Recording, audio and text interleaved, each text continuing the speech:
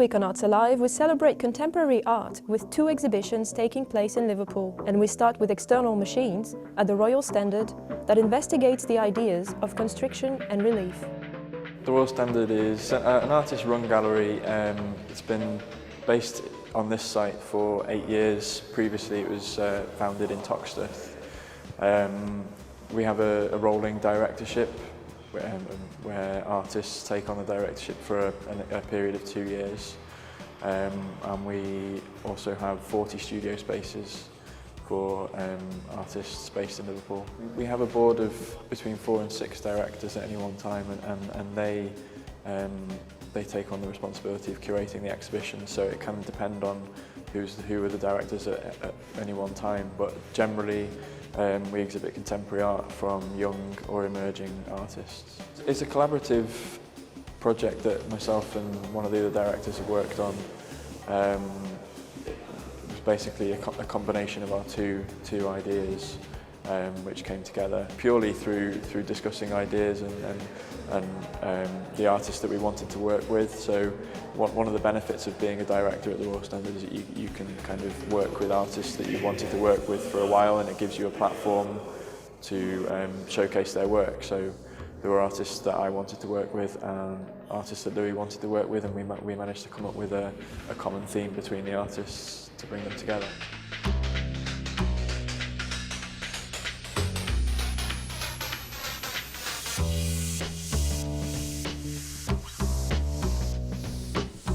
This exhibition is works from young and emerging artists from the UK, and also we have a Dutch artist and an artist based in America, and all their works are based on themes of constriction and relief, and that can be physical restrictions in their practice, or it can be more kind of unseen restrictions or ideas of relief.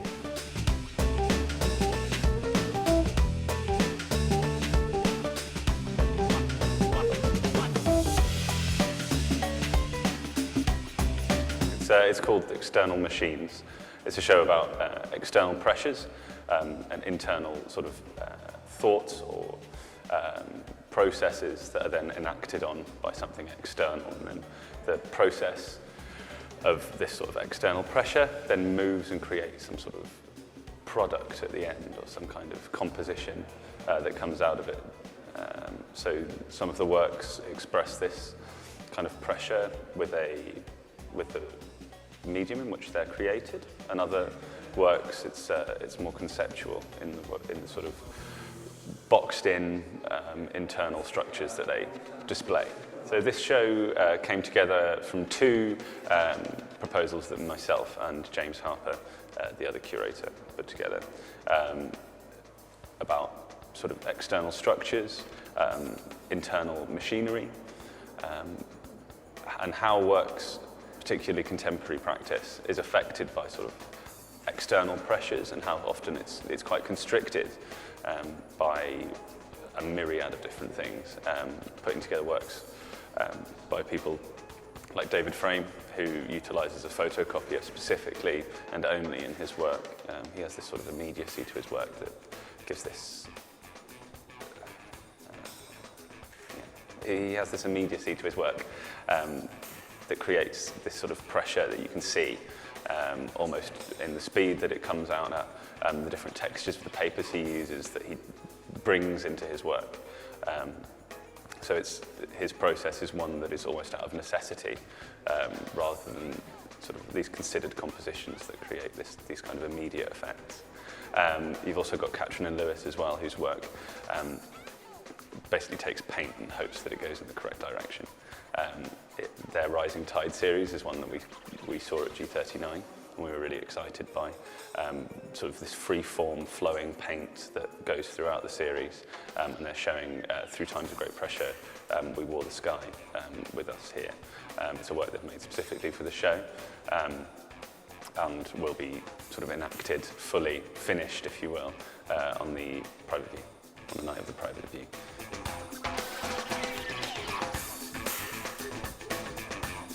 Adam Ferris's work takes machine processes and pushes them through their own, basically pushes them through themselves, creating this feedback loop that is then externalized into the eyes of the viewer.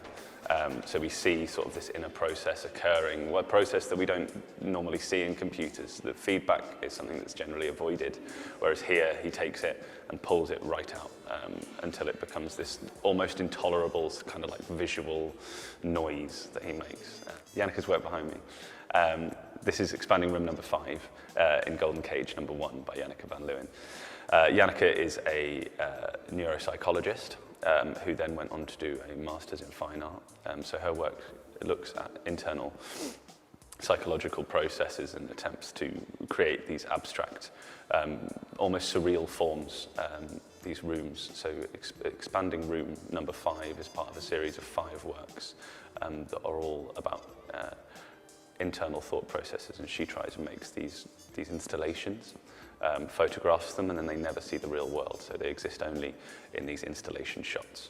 She's then placed it in this golden cage that kind of restricts viewership, but only in a psychological way. I mean, it's obviously not a cage that's going to stop anyone from walking through it if they really, really wanted to, but the viewer themselves creates this barrier. The sort of symbolic barrier that she's created with this golden cage is one that is one that's created by the viewer's own mind, which is something that she's really, really interested in. Her photographic work in the centre creates, it sort of encourages the viewer to think more about, sort of project, I suppose, onto what this mental state could potentially be. They're all sort of signifiers of, all the photographs she creates are all signifiers of internal feelings. And she encourages sort of this projection, but she also puts up this barrier as well, so the work is open and closed all at the same time. I think that kind of thought process and trying to sort of explain works like this, it's about basically thinking about the works further.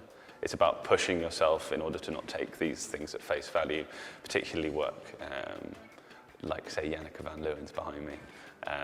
It's with some extra thought, with sort of we've got an interpretive text with this show, which we hope will help viewers sort of maybe interpret this work in their own way. I think it's more of a sort of gateway to thinking about the works a little bit more deeply, more than something that's sort of quite prescriptive. But it's about basically encouraging sort of extra thought, maybe applying more thought to these pieces than you would perhaps an everyday object, which is kind of what contemporary art is.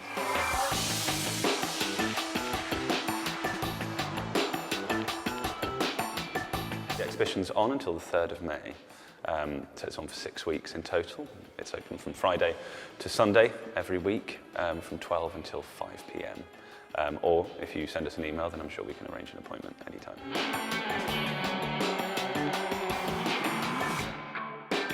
Project for the gallery, we're going to be doing a series called The Royal Standard Live, where we have a series of live artworks, performative works.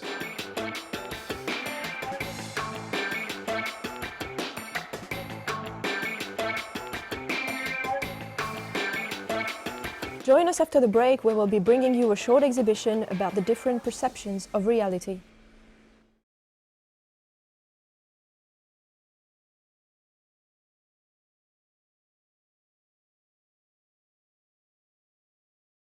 Welcome back to Arts Alive, where this week we explore contemporary art. What is the impact of technology on reality and our perceptions of it? This is what Reality, the exhibition, tried to answer.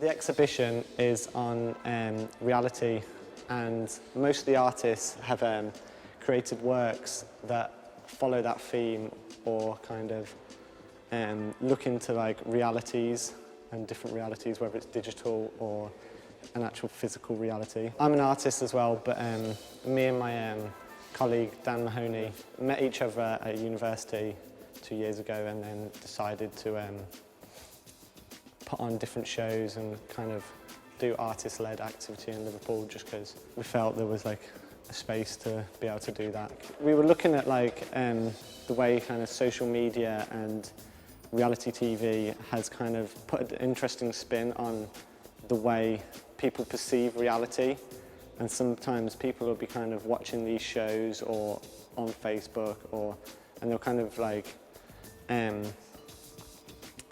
it'll become like blurred almost. So that was kind of like the loose kind of idea behind it, where it stemmed from, and then it kind of developed from there. The impetus for the exhibition was that I think in Liverpool, the Liverpool art scene has a real lack of grassroots activity. I think there's a great deal of stuff going on at kind of places like the Royal Standard and other places, but that are perhaps been there for quite a while, and there was a real lack of exciting, new grassroots and artist-led arts activity. So that led me and Greg to curate this exhibition as in response to that lack, and perhaps try and create something exciting and outside of the remit of what the established arts institutions can usually put on. I suppose it depends from person to person on the whole, like, on their perceptions, because some people, like, if you weren't like on Facebook or watching them reality TV shows, it's probably they live in a probably more realistic lifestyle, but whereas sometimes, you know, you watch people watching, I don't want to mention the shows, but they kind of start to believe it, and they'll see like stories in the paper, and that'll like kind of trick them into like believing it's almost real.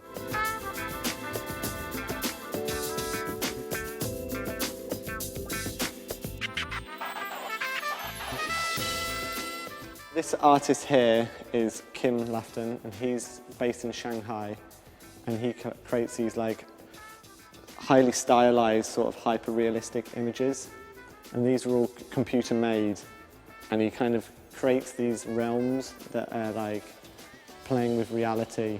You can see in this image, it kind of like the way the webcam's facing where the viewer should be, but you can't see the viewer.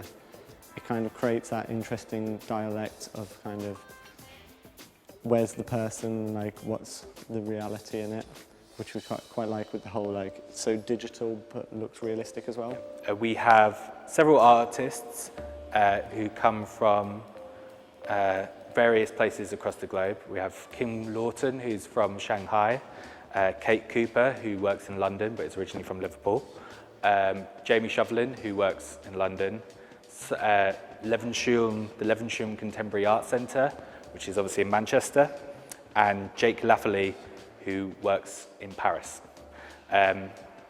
The artists who comprise the exhibition represent a shared conceptual thinking about trying to curate very realised and self-developed realities or visions of reality. That is Kate Cooper's work, Rigged, which was recently shown at the KW Institute in Berlin. It is a CGI-generated video depicting a model in various poses. I think Kate designed the work to adopt or occupy some of the aesthetics of late capitalism or of mass advertising, reflecting a kind of very sterile corporate aesthetic that she takes on to try and co-opt into some kind of critical discourse, particularly pertaining to like a feminist ideology. She's really interested in the power of images and how they can be co-opted or changed if they are liberated from their responsibility to represent. So in Kate's work, we see a model, a female model that's been completely constructed digitally and does not bear any representational semblance to a real female body. The artist Jake Lafferly is a Paris-based artist, and he's currently studying at a alternative masters in a school called iHeap. And he's a very conceptual artist, and his work often relates to kind of social classes and division in social classes. So the concept behind the crabs being in the bucket is kind of the way people fight to kind of get on top of each other. And the work's called Crabs in Class Division, and this is kind of like, you can get the concept from the title almost, and the way the crabs are kind of fighting in there because they're live and trying to get above each other and trying to get to the top is kind of similar to the way society runs and the way that like people are kind of fighting to get higher and higher, but they can never really get out of the bucket because of the way kind of the world works. So like the aesthetics of it being in the yellow bucket as well, I think like that kind of has this like other connotation of being like yellow is quite a happy colour, but really the piece is quite, I personally think quite depressing almost, watching these crabs struggle.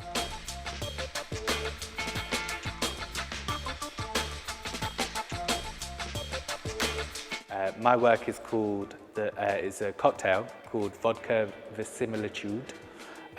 It's a cocktail that was designed by myself in response to the kind of curatorial and conceptual themes of the exhibition.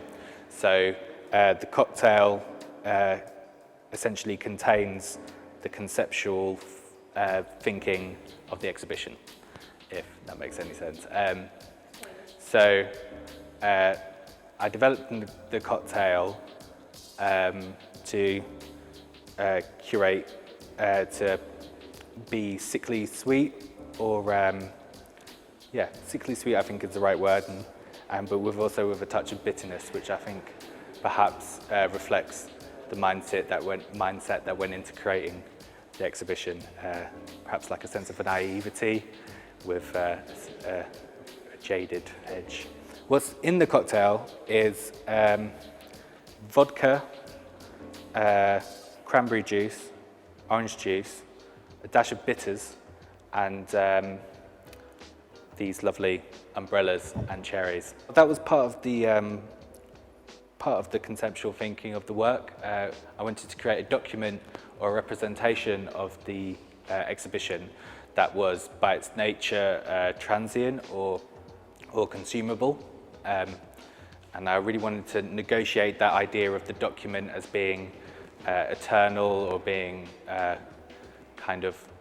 eternal, or without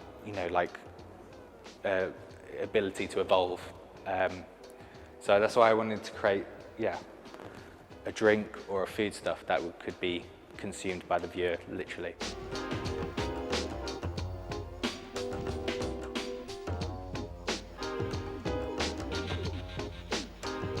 My work is it's a shoe that I had created from a cast of a trainer, and this is dissolving in water.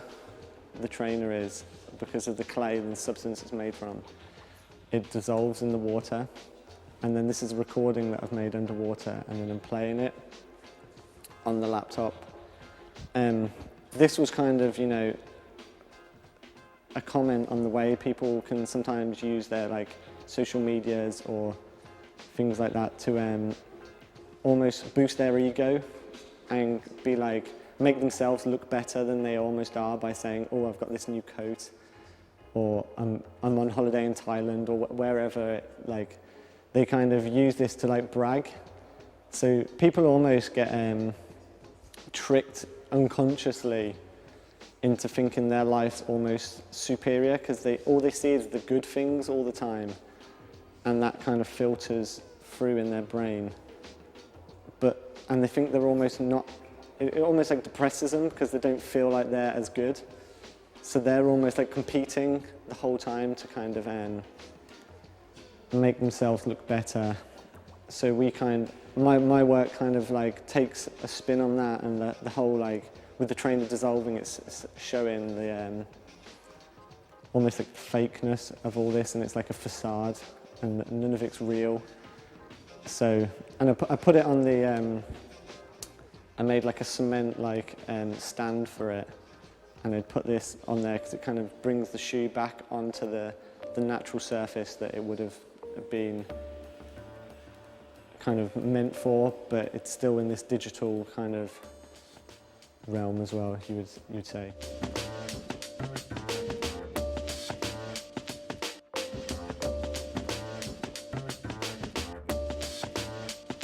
I think they'll come away and kind of maybe question reality a bit more and kind of think into the way we kind of, maybe our existence really, and kind of the way technology has changed human interconnection really. So we kind of, I think it would be good for people to kind of think about that a bit more rather than just go about their life.